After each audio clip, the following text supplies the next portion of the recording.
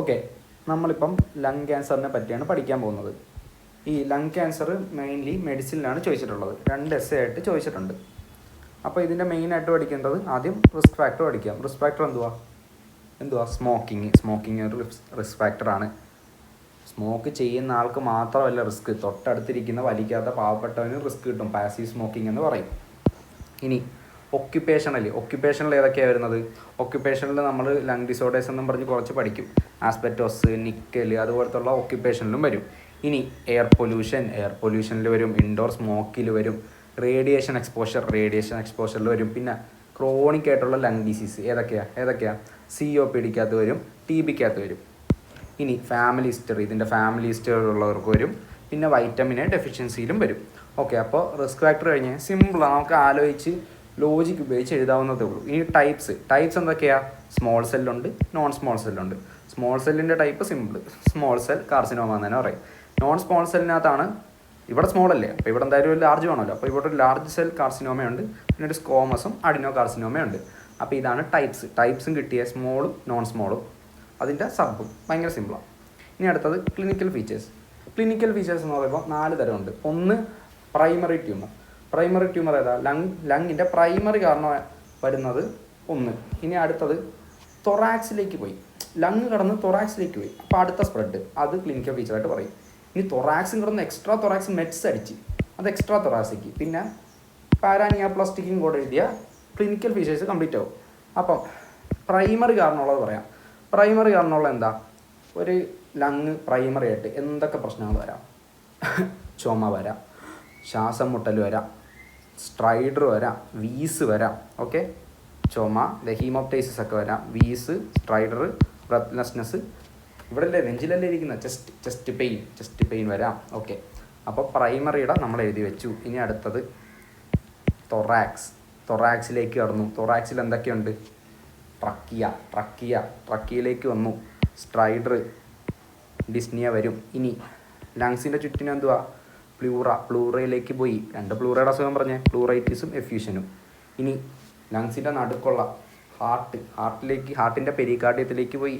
Pleura പോലെ തന്നെ pericarditis, ടാമ്പണൈഡ്. ഇനി എന്തൊക്കെയുണ്ട് അടുത്ത്? ഇനി സുപ്പീരിയർ വീനക്കാവ ഉണ്ട്. അവിടെ പോയ പേര് പോലെ തന്നെ സുപ്പീരിയർ വീനക്കാവ സിൻഡ്രോം, അതും എടുത്ത് ചോദിച്ചിട്ടുണ്ട്.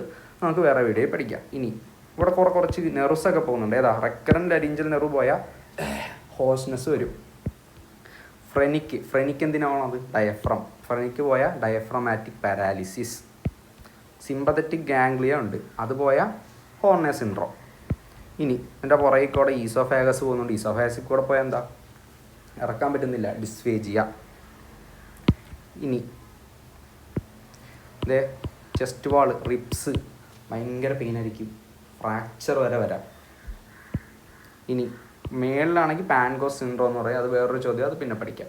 പിന്നെ ലിംഫാറ്റിക് ഒബ്സ്ട്രക്ഷൻ വന്നാലും പ്ലൂറൽ എഫ്യൂഷൻ വരും. അപ്പോൾ ഒന്നുമില്ല, കാണാപ്പാടൊന്നും പഠിക്കാനില്ല. തൊറാക്സിൽ എന്തൊക്കെ സ്ട്രക്ചേഴ്സ് ഉണ്ടോയെന്ന് ആലോചിക്കുക, അതിലോട്ടൊക്കെ ഇൻഫിൽട്രേഷൻ വരുന്നുണ്ടോയെന്ന് ആലോചിക്കുക, ഓരോരോ അസുഖങ്ങളും ഇത് എടുത്തെഴുതുക. അപ്പം ആ ഹെഡിങ് കഴിഞ്ഞ് ഇനി തൊറാക്സ് കഴിഞ്ഞ്, ലങ് കഴിഞ്ഞ് തൊറാക്സ് കഴിഞ്ഞ്, ഇനി എക്സ്ട്രാ തൊറാക്സ് മെറ്റ്സ് അടിച്ചു.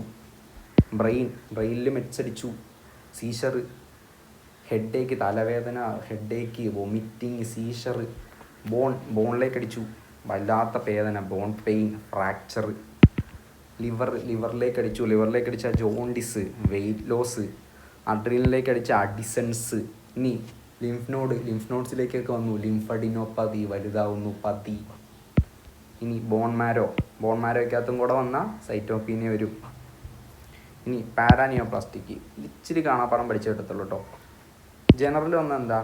Wait loss, fever. എൻഡോക്രൈനായിട്ട് SIADH, ACTH വന്നാൽ കുഷിങ്സ് വരും. സ്കെലറ്റിൽ വന്നാൽ ക്ലബിങ് വരാം. പിന്നെ ഇവിടെ വരുന്നതിൻ്റെ പേരെന്താ? Hypertrophic osteo arthropathy, swelling, x-ray കാണാം. ക്ലബിങ്ങും ഓസ്റ്റിയോ ആർത്രോപ്പതിയും കണ്ട്. ന്യൂറോളജിക്കലായിട്ട് ന്യൂറോപ്പതിയൊക്കെ വരാം. ബ്ലഡിൽ ത്രോംബോസ്, സ്കിന്നിൽ അക്കാന്തോസിസ് നൈഗ്രിക്കൻസ്. എന്താ? ഇവിടെയൊക്കെ കറുത്ത കളറിൽ വെൽവെറ്റി പാച്ച് കാണും. അതൊരു പാരാനിയോപ്ലാസ്റ്റിക് സിൻഡ്രോമായിട്ടും വരാം. മെയിൻലി ഇൻസുലിൻ്റെ ഒബിസിറ്റിയുടെയൊക്കെയാണ് ഇതിൻ്റെ ഒരു പ്രസൻറ്റേഷനായിട്ടും അത് വരും. റീനലി നെഫ്രോട്ടിക്, ഗ്ലോമറുലർ നെഫ്രൈറ്റിസ്. ഇത് മാത്രം ഒന്ന് കാണാപ്പാടം പഠിക്കാം. ബാക്കിയെല്ലാം നമുക്ക് ഊഹിച്ചെഴുതാവുന്നതേ ഉള്ളൂ. ലങ്ങിൻ്റെ എഴുതാം, തൊറാസിക് എഴുതാം, എക്സ്ട്രാ തൊറാസിക് എഴുതാം. ഇതൊന്നും പഠിക്കുക.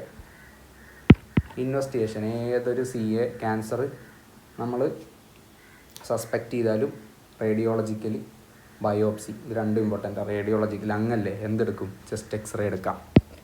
ചെസ്റ്റ് എക്സ്റേ എടുത്താൽ എന്തൊക്കെ കാണാൻ പറ്റും, ഒരു മാസ് ഒപ്പാസിറ്റി കാണാം, ഹൈലാർ എൻലാർജ്മെൻറ്റ് കാണാം. പിന്നെ ഈ പ്ലൂറയിലും മറ്റുമൊക്കെ ഇൻവോൾവ്മെൻ്റ് ഉണ്ടെങ്കിൽ പ്ലൂറൽ എഫ്യൂഷനും നമ്മുടെ റിബിലേക്കൊക്കെ ഉണ്ടെങ്കിൽ റിബ് ഡിസ്ട്രക്ഷനും ഫ്രാക്ചറും ഒക്കെ കാണാം.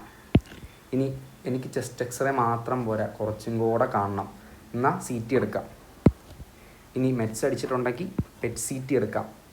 ടിഷ്യൂ ഡയഗ്നോസ്, ബയോപ്സി എടുക്കണ്ടേ, സ്പ്യൂട്ടത്തിൻ്റെ സൈറ്റോളജി എടുക്കാം. ബ്രോങ്കോസ്കോപ്പി ചെയ്യാം. സി ടി കഴിഞ്ഞ FNAC, ലിംഫ് നോഡൊക്കെ വലുതായിട്ടിരിക്കുക, ലിംഫ് നോഡിൻ്റെ ബയോപ്സി എടുക്കാം.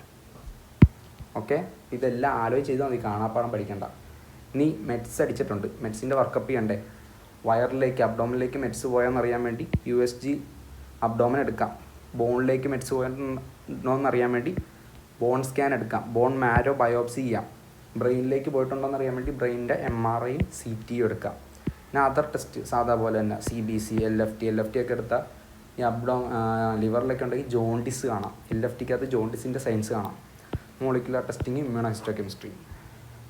ട്രീറ്റ്മെൻറ്റ് ഭയങ്കര സിംപ്ലിഫൈഡ് ആയിട്ട് ഞാൻ ഇവിടെ പറഞ്ഞിട്ടുണ്ട്. നോൺ സ്മോൾ സെൽ എന്ന് പറയുമ്പോൾ ഭയങ്കര സിമ്പിളായിട്ട് ഞാൻ എഴുതി വെച്ചിട്ടുണ്ട്.